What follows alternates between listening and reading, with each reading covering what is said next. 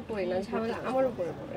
কথা মানে হচ্ছে দেখো না, মেয়েরা এখন ফেসবুকে একটা ডট মার্ক দিলেও তো হচ্ছে তোমরা পুরুষরা সারাক্ষণ গালিগালাজ করতে থাকো। ভালোবাসার সংজ্ঞা আমি কি মানে অনেক জানাশোনা একটা মানুষ, আমি একটা সংজ্ঞা বলবো সেটা তোমরা মেনে নিবে?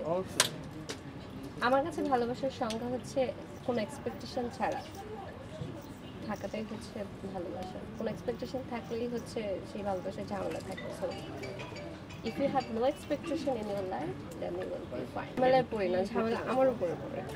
আমি বুঝতেছি না তোমরা সবাই আমাকে নিয়ে আসো। আমি আমাকে নিয়ে ব্যস্ত, আমি বাসায় বসে স্টাডি করি, পড়াশোনা নিয়ে ব্যস্ত। আমি জাস্ট বাসায় বসে যা হাতের কাছে পাই সেটাই কাজ করি। আমি এখন কোনো কাজ করতেছি না, এখন আমি আমাকে সময় দিচ্ছি। সোহাগের ভিডিওটা না আমি পুরোটা দেখা আসলে এটা কি পসিবল, দেখা সম্ভব না, আমি দেখতে পারি নাই। অল্পটু দেখি বন্ধ করে দিয়েছি। আমি ফেসবুক অন করেছিলাম, ফেসবুকটা তো আমি ডিসেবল করে রেখেছি।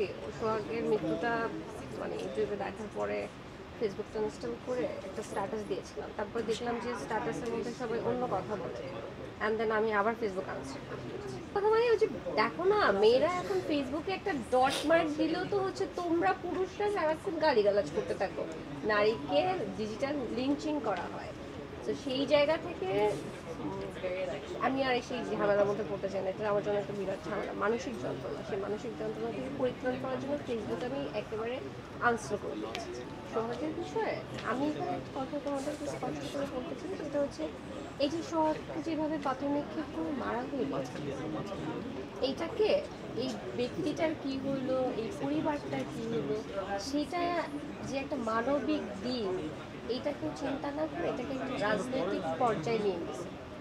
যে অমুক পার্টি বলতেছে এটা আমাদের দল করে নাই, অমুক পার্টি বলতেছে এটা আমাদের দল করে নাই, মানে দলীয় কি কি সমস্যা হইতে পারে বা দলীয় কার কত প্রভাব আছে এই বিষয়টা নিয়ে সবাই উদ্বিগ্ন হয়ে পড়ছে। কিন্তু আমার পয়েন্ট হচ্ছে, আর একটা মানুষ মারা গেছে নির্মমভাবে, তাকে পাথর নিক্ষেপ করে মারা হয়েছে।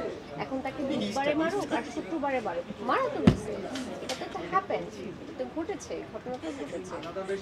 ওই ঘটনার উপরে কেউ দৃষ্টি না দিয়ে দৃষ্টি দিচ্ছে হচ্ছে রাজনৈতিক দলগুলো, যেটা আমাকে একটু পীড়া দিচ্ছে।